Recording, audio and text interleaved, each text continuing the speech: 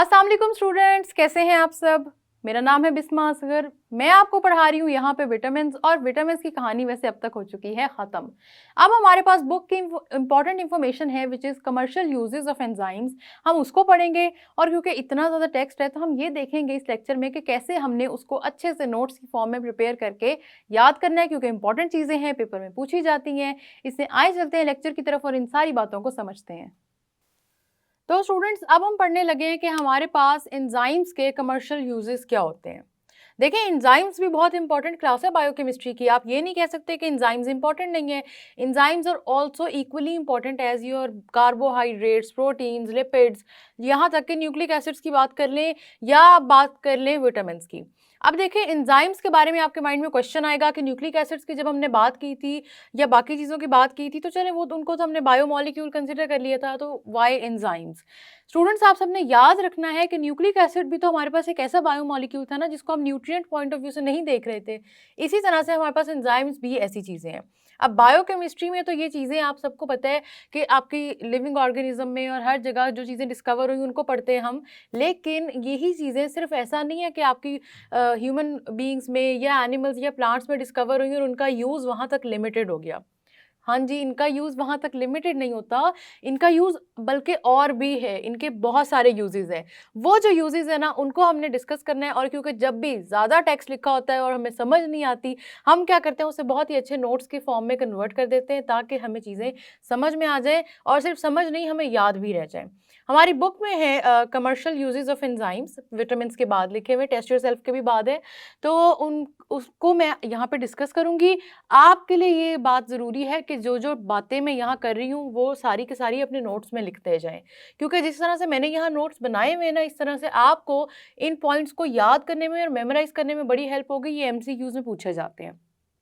सबसे पहला यूज़ आप सबने याद रखना है स्टूडेंट्स के हमारे पास मोलासेस और स्टार्च, इनकी फर्मेंटेशन होती है। मोलासेस और स्टार्च क्या चीज़ें हैं, इनके नामों से आपको पता लग जाना चाहिए। डिटेल में मैं अभी नहीं जाऊंगी, बस इतना मैं आपसे पूछ रही हूँ कि ये कौन सा बायोमॉलिक्यूल है, तो आपको नाम से पता लग गया होगा कि ये कार्बोहाइड्रेट्स है। ठीक है, ये कार्बोहाइड्रेट्स हैं स्टूडेंट्स, और कार्बोहाइड्रेट्स की आप करवा सकते हैं फर्मेंटेशन। मतलब कौन से कार्बोहाइड्रेट्स की, मोलासेस की और स्टार्च की। इनकी फर्मेंटेशन से क्या होता है कि इनकी फर्मेंटेशन से आप अल्कोहल प्रोड्यूस करवा सकते हैं।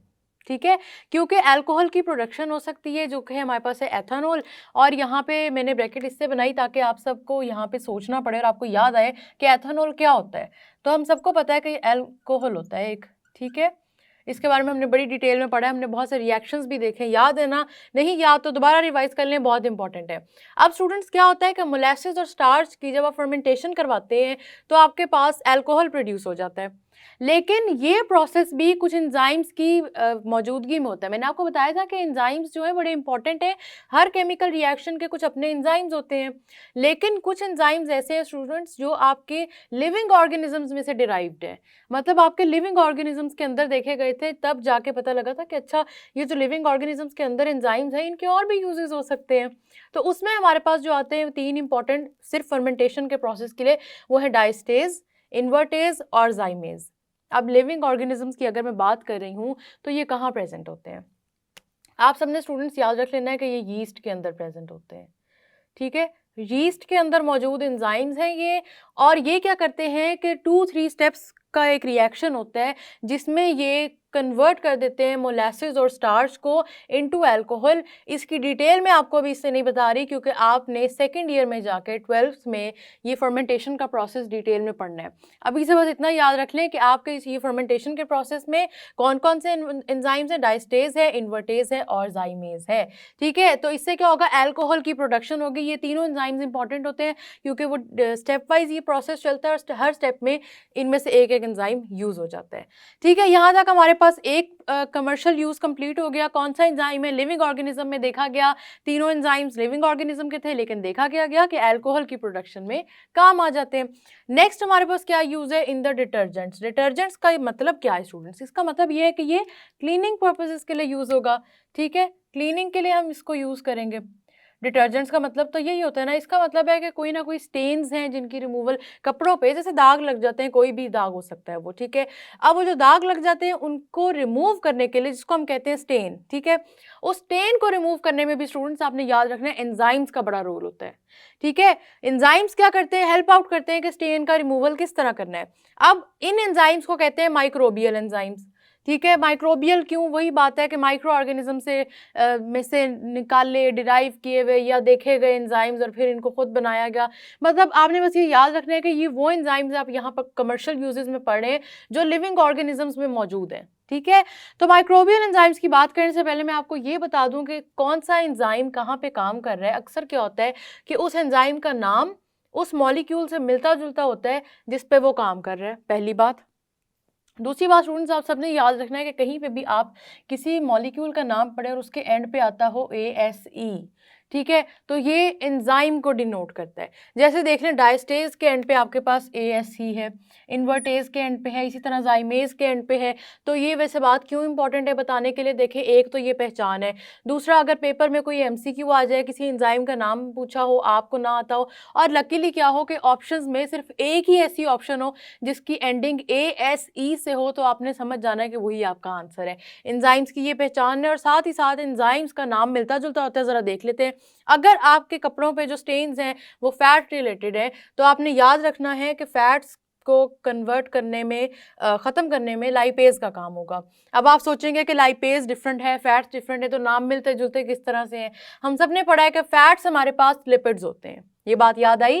फैट्स हमारे पास स्टूडेंट्स क्योंकि लिपिड्स होते हैं, तो लिपिड्स को ख़त्म करने के लिए याद रख लेना है लाइपेज एंजाइम काम आता है, ठीक है। लिपिड्स के लिए लाइपेज, ये बात समझ में आई, नाम मिलते जुलते हैं, एंड पे वही ASE है जिससे हमें पता लग रहा है कि ये एक एंजाइम है। तो लाइपेज वैसे आपने याद रखना है, अगर आपसे कोई पूछे कि माइक्रोबियल एंजाइम्स या वो एंजाइम्स जो डिटर्जेंट में प्रेजेंट होते हैं वो क्या करते हैं, तो आपने याद रखना है कि जो भी स्टेन्स होते हैं, वो जिस भी तरह के स्टेन्स हैं, वो उन स्टेन्स को ऐसे कंपाउंड्स में कन्वर्ट करते हैं जो कि वाटर सॉल्युबल हों। अब वाटर सॉल्युबल में क्यों कन्वर्ट किया जाएगा, मैं आपसे कह रही हूँ कि डिटर्जेंट्स की हम बात कर रहे हैं कि स्टेन को वाटर सॉल्युबल कंपाउंड में कन्वर्ट किया जाएगा, ठीक है। वाटर सॉल्युबल कंपाउंड में क्यों कन्वर्ट किया जाएगा स्टूडेंट्स, क्योंकि आप जो वॉशिंग का सारा प्रोसेस कर रहे होते हैं ये वाटर से कर रहे होते हैं ना, तो जब आप इन स्टेन्स को वाटर सॉल्युबल कंपाउंड्स में कन्वर्ट कर देंगे तो उसके बाद वो पानी के साथ निकल जाएंगे, कपड़ों से वो धुल जाएंगे और ख़त्म हो जाएंगे निशान। ये बात समझ में आ रही है आपके माइक्रोबियल एंजाइम से क्या करना है, ये सीधी सीधी सी बात है। अब आपका स्टेन अगर फैट है, फैट्स को हम लिपिड्स भी कहते हैं, तो लिपिड्स को डिजोल्व करने के लिए जो एंजाइम यूज होता है वो है लाइपेज, उसने कन्वर्ट कर देना है वाटर सॉल्युबल कंपाउंड्स में। जो कि हमने वैसे भी बात की कि जरूरी नहीं कि फैट्स को कन्वर्ट करे, वो किसको और कन्वर्ट कर सकता है, वो कर सकता है स्टार्च स्टेन्स को, हो सकता है स्टार्ची फूड, जिस तरह हम खाना खाते हैं बहुत ज़्यादा जिसमें कार्बोहाइड्रेट्स बहुत ज़्यादा होते हैं, तो आपने याद रखना है कि उसके भी तो निशान लग जाते हैं ना। खाने में हमारे पास हर तरह की चीज़ होती है, तो कोई स्टार्च का स्टेन लग जाता है, या जिस तरह माया कपड़ों को लगाई जाती है जो, अब उसको भी तो रिमूव करना होता है। तो आप सबने याद रखना है स्टूडेंट्स के जहाँ पे स्टार्च की बात आएगी वहाँ एमाइलेज एंजाइम। अब यहाँ पे इससे पहले कि आप परेशान हो जाए इस नाम को सुन के, मैं आपको एक छोटी सी बात बता देती हूँ कि जब भी लिपिड्स की बात आएगी ना स्टूडेंट्स, तो लाइपेज, और जहाँ पे भी आपके पास कार्बोहाइड्रेट्स की बात आएगी या स्टार्च की बात आएगी वहाँ पे एमाइलेज। ये इंपॉर्टेंट बात क्यों है, क्योंकि स्टूडेंट्स आपने याद रखना है कि आपकी अगर बॉडी में भी बात की जाए लिपिड्स की, तो लिपिड्स को वहाँ पे भी ब्रेक डाउन करने के लिए जो एंजाइम है वो लाइपेज है। और अगर आपकी बॉडी में बात की जाए कार्बोहाइड्रेट्स के ब्रेकडाउन के लिए, तो उसके लिए भी कौन सा एंजाइम है, एमाइलेज। तो ये एंजाइम्स ऐसी बात नहीं है कि यहाँ पे डिफरेंट है और बाकी जगहों पे डिफरेंट होते हैं। कुछ एंजाइम्स है जिनके नाम वही रहते हैं जो पर्टिकुलर होते हैं, नाम ये नहीं है कि स्ट्रक्चर डिफरेंट हो जाता है तो नाम हम फिर भी सेम रख रहे हैं, ऐसी बात नहीं, वो सेम एंजाइम्स होते हैं। लिपिड्स के लिए हमेशा लाइपेजेस ही होंगे, इसी तरह कार्बोहाइड्रेट्स या स्टार्च के लिए हमेशा एमाइलेज ही होगा। एरो के बाद मैंने कुछ नहीं लिखा, आपने याद रखना है कि वाटर सॉल्युबल कंपाउंड्स में कन्वर्ट करेंगे ताकि वो निशान जितने भी हैं वो रिमूव हो सके, ठीक है। ये बात हमने कर ली। अब आगे आ जाता है हमारे पास सेल्यूलोज।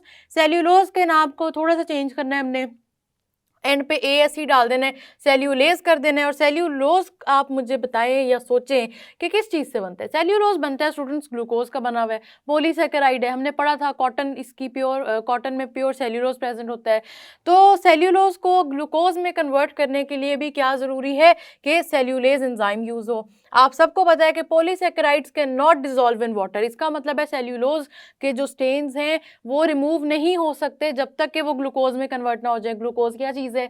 ग्लूकोज हमारे पास मोनोसैकेराइड है, monosaccharides are soluble in water, तो क्या होता है कि वो वाटर सॉल्युबल कंपाउंड बन जाता है और ये सेल्यूलोज के स्टेन भी रिमूव हो जाते हैं। नेक्स्ट बात आ जाती है प्रोटीन्स के स्टेन की, तो प्रोटीन की भी जहां बात हो प्रोटीएजेस यूज होंगे, कोई नई बात नहीं है। ये कुछ ऐसी चीजें होती हैं जो मैंने आपसे कहा था बेसिक्स होती हैं, हर चीज में यूज होती हैं। ये नहीं है कि यहाँ अगर मैंने बात की है तो यहाँ पे आके इनकी बात खत्म हो गई है या ये इधर तक ही लिमिटेड है, ये हर जगह यूज होती है। तो जो मैं बातें आपको बताऊं ना कि ये ज्यादा जगहों पे यूज हो रही है, इनको याद कर लें, इनको लाजमी फोकस में लिया करें। तो लिपिड्स की बात हो या फैट्स की बात हो या ऑयल्स की बात हो, याद रखना है कौन सा एंजाइम है, लाइपेज। स्टार्च की बात हो, कार्बोहाइड्रेट्स की बात हो या आपके पास कोई भी और कार्बोहाइड्रेट का नाम लिखा हो तो आपने याद रखना है एमाइलेज है। लेकिन पॉलीसैकेराइड्स में सेल्यूलोज का नाम लिखा हो तो सेल्यूलेज है, ठीक है। सेल्यूलोज कन्वर्ट हो जाएगा ग्लूकोज में। प्रोटीन्स, जहां प्रोटीन्स लिखे हों वहां आप सबने याद रखना है प्रोटीएजेस एंजाइम होते हैं, ठीक है। वही नाम है, एंड पे सिर्फ ASE लगा के उनको एंजाइम में कन्वर्ट कर दिया गया है। प्रोटीन्स अगर आपकी बॉडी में भी ब्रेक डाउन होगा ना तो प्रोटीएजेस ही होंगे, इसीलिए तो हम इनको बायोकेमिस्ट्री के साथ पढ़ रहे हैं कि वही एंजाइम्स हैं जो लिविंग ऑर्गेनिजम्स में देखे गए और फिर देखा गया कि उन्हीं एंजाइम के कमर्शियल यूजेस भी बहुत ज्यादा निकल आते हैं। तो समझ में आ रही है, सबसे पहला कमर्शियल यूज एल्कोहल की प्रोडक्शन, दूसरा कमर्शियल यूज क्या है, डिटर्जेंट्स का, ताकि कपड़ों की सफाई हो सके, जिस तरह का भी स्टेन हो वो रिमूव हो जाए। अब ये सारे के सारे माइक्रोबियल एंजाइम्स डिटर्जेंट में प्रेजेंट होते हैं ताकि क्लीनिंग का प्रोसेस आसान हो जाए। और इन सब का मकसद क्या होता है कि वाटर सॉल्युबल कंपाउंड्स में कन्वर्जन कर दी जाए ताकि क्लीनिंग में आसानी हो, वो कंपाउंड्स बने जो वाटर के साथ डिसॉल्व होके रिमूव हो जाए कपड़ों से। थर्ड में आपने याद रखना है purification of fruit juice. Interesting बात यह है कि आपने इसमें कोई एंजाइम का नाम याद नहीं करना, सिर्फ आपने इसका प्रोसेस याद रखना है। प्रोसेस क्या है स्टूडेंट्स के, आपके पास फ्रूट्स को क्रश किया जाता है, ठीक है। क्रश करने के बाद आपको पता है, सोचें अगर किसी भी फ्रूट को क्रश किया जा रहा है तो उसमें से सिर्फ जूस तो नहीं निकलेगा ना, उसमें से पल्प भी होती है, उसके अंदर वो डिजॉल्व्ड और भी ऐसे पार्टिकल्स होते हैं कि जो आपको जूस को प्योर नहीं कर रहे होते।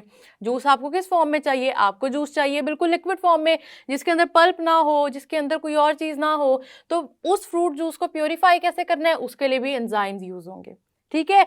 और सिर्फ इतना ही नहीं, आपके फ्रूट जूसेस को ये जो उसके बाद करते हैं, क्रश करते हैं, जूस में कन्वर्ट करते हैं, उसके बाद उस जूस का कलर मेंटेन करने के लिए भी एंजाइम यूज होते हैं, ठीक है। कलर मेंटेन करने के लिए भी आप सबने याद रखना है कि एंजाइम्स यूज होंगे, ये भी बड़ा इंपॉर्टेंट यूज है। तो फ्रूट जूसेस के कॉन्सेप्ट में आपको ये याद करने की जरूरत नहीं पड़ी कि कौन सा एंजाइम है, बस ये याद रखना है कि जब फ्रूट को क्रश किया जाएगा, जैसे कि ग्रेप्स हो गए या कोई भी फ्रूट, उसके बाद उनको जूस में कन्वर्ट किया जाएगा, तो अगर उनके अंदर कोई भी और चीज़ें डिजॉल्व्ड हैं जैसे कि पल्प है, तो आपने याद रख लेना है कि वो पल्प रिमूव किया जाता है ताकि पूरा का पूरा प्योरली लिक्विड फॉर्म में फ्रूट जूस एक्सट्रैक्ट किया जा सके और उनके क्रश करने के बाद उनका कलर भी मेंटेन किया जा सके। इस वजह से भी एंजाइम्स यूज होते हैं। तो ये बात समझ में आ गई कि आपके पास 3 यूजेस अभी तक हमने कमर्शियल डिस्कस कर लिए। कमर्शियल का क्या मतलब होता है, जो आपके लार्ज कम्युनिटी को के यूज में है, जिनको बेचा जा सकता है जिन चीज़ों को। अब कमर्शियल यूजेस में पहला है एल्कोहल, एल्कोहल की प्रोडक्शन। एल्कोहल बहुत सी जगहों पे और भी काम आता है, जब आप सेकंड ईयर में जाएंगे मतलब 12th क्लास में, तो आप इसके मजीद यूजेस पढ़ेंगे।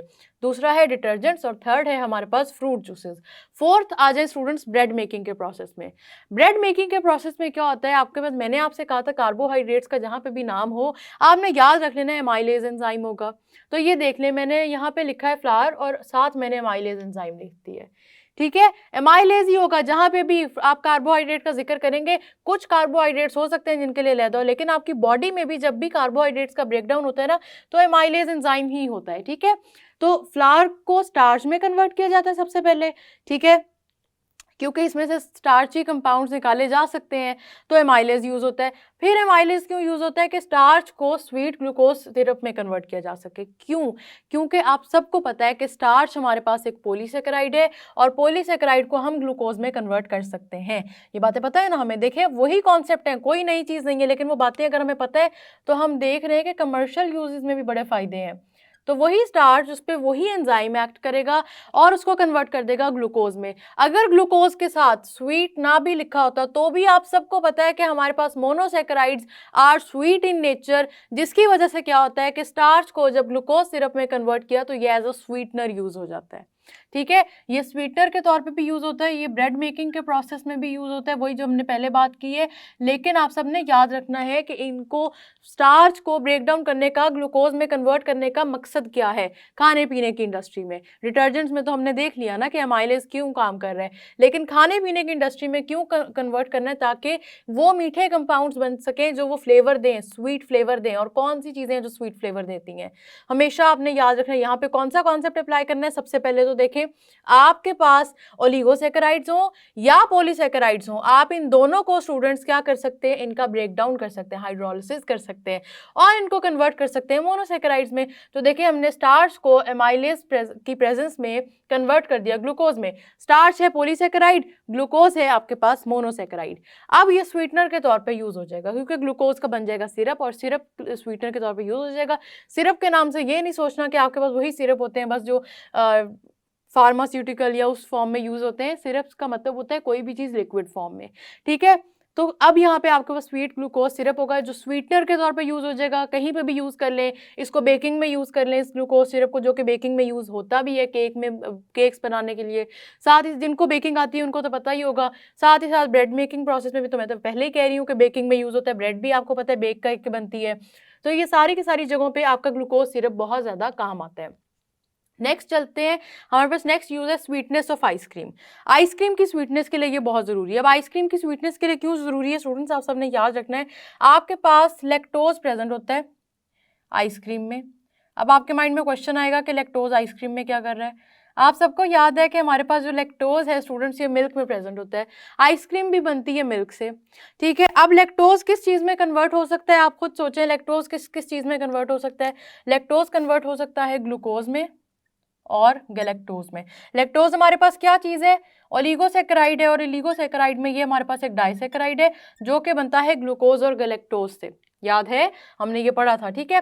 लैक्टोज को स्टूडेंट्स लैक्टेज कन्वर्ट कर देगा ग्लूकोज और गैलेक्टोज में। ये दोनों भी स्वीट इन नेचर है। मोनोसैकेराइड में कन्वर्ट करने का क्या मकसद है, क्योंकि ये स्वीट इन नेचर है, मीठे हैं टेस्ट में, ठीक है। ये दोनों भी क्योंकि स्वीट इन नेचर है तो मीठे होने की वजह से क्या होता है कि आइसक्रीम का वो जो मीठा फ्लेवर है वो बढ़ जाता है। तो बात समझ में आ रही है कहाँ कहाँ कैसे यूज़ हो रहा है। देखिए आपके इर्द गिर्द की चीज़ें हैं, कोई ऐसी चीज़ नहीं है जो नई ली गई हो, जो पहले से जिसकी बात ना हो या आपने देखी ना हो। तो क्योंकि आइसक्रीम बनती है मिल्क से, मिल्क में होता है लैक्टोज, तो लैक्टोज पे एक्ट करेगा लैक्टेज, ASE लगा दिया, बस वही नाम है। लैक्टेज एक्ट करेगा और लैक्टेज कन्वर्ट कर देगा ग्लूकोज और गैलेक्टोज में, जो कि स्वीट इन नेचर है। आइसक्रीम की स्वीटनेस बढ़ जाएगी। ये बातें समझ में आई। इसके अलावा आप सबने याद रखना है स्टूडेंट्स, चीज़ की प्रोडक्शन के लिए, योगर्ट की प्रोडक्शन के लिए या किसी भी डेयरी प्रोडक्ट की प्रोडक्शन के लिए एंजाइम्स यूज़ होते हैं। इधर भी आपको एंजाइम्स के नाम कोई याद नहीं करने, वही चीज़ें। और साथ ही साथ किसी चीज़ का टेक्सचर इंप्रूव करना हो या फ्लेवर इंप्रूव करना हो तो भी एंजाइम्स यूज़ होते हैं। क्यों एंजाइम्स यूज़ होते हैं, उसकी रीज़न ये है कि आपके पास इंडस्ट्रियल स्केल पे ये काम होने हैं, बहुत ज़्यादा प्रोडक्ट चाहिए। एंजाइम क्या करेंगे, रिएक्शन रेट को फास्ट कर देंगे। ये बातें याद है, रिएक्शन रेट फास्ट हो जाएगा तो बहुत ज़्यादा अमाउंट में वो चीज़ें यूज़ हो जाएंगी। तो आप सबने ये बातें इंपॉर्टेंट है, ये याद रखनी है, पेपर में पूछी जाती हैं। देखने ज़्यादा एंजाइम्स नहीं है। पहले फर्मेंटेशन के प्रोसेस में डायस्टेज है, इन्वर्टेज है और जाइमेज है, ठीक हो गया। फिर डिटर्जेंट्स के प्रोसेस में लिपिड्स के लिए लाइपेज है, स्टार्च के लिए अमाइलेज है, सेल्यूलोज के लिए सेल्यूलेज है और प्रोटीन्स के लिए प्रोटीएसेस है। ये नाम उन्हीं नामों से मिलते जुलते हैं। उसके बाद आप देख लें कोई नया नाम नहीं है, सिर्फ लैक्टोज से लैक्टेज बना दी, स्टार्च से अमाइलेज हमने ऑलरेडी पढ़ लिया। उसके अलावा कोई नया नाम नहीं है, सिर्फ प्रोसेस है। और प्रोसेस कैसे हो रहा है वो याद रखना है। मैंने जिस तरह नोट्स बनाए हुए हैं इस तरह नोट्स बना लें, आपके लिए पढ़ना और याद रखना इनको बड़ा ईजी हो जाएगा। इनके नोट्स बनाए इसी तरह से, इनको याद करें 2-3 दफ़ा। जब आप उस नोट से गो थ्रू करेंगे ना, आपको ये वैसे याद हो जाएंगे। तो इसलिए जिस तरह मैंने लिखा है इस तरह सिंपल फॉर्म में पहले देखें, उसके बाद जो आपकी बुक में टेक्स्ट लिखा है उसको भी ज़रूर देखें। तो स्टूडेंट्स, मैंने आपको जो जिस तरह बताया है ना कि कैसे नोट्स प्रिपेयर करने हैं, आपने उसको उस तरह से लाजमी करना है, ठीक है। जिस तरह मैंने लिखे थे आप एज इट इज़ अपने नोट्स में लिख लें, उनको 2-3 दफ़ा देखें, रिवाइज़ करें। मैं बार बार कहती हूँ कि चीज़ों को रिवाइज़ किया करें, क्योंकि फिर एक दफ़ा जब आप 2-3 दफ़ा उसी टाइम पर रिवाइज़ कर लेते हैं ना, तो आपको पेपर तक भूलते नहीं और पेपर के टाइम पर रिविज़न हो जाती है आसान। आप इन सारी चीज़ों को देखें। मैं नए टॉपिक के साथ आऊँगी नेक्स्ट लेक्चर में, तब तक के लिए अल्लाह हाफिज़।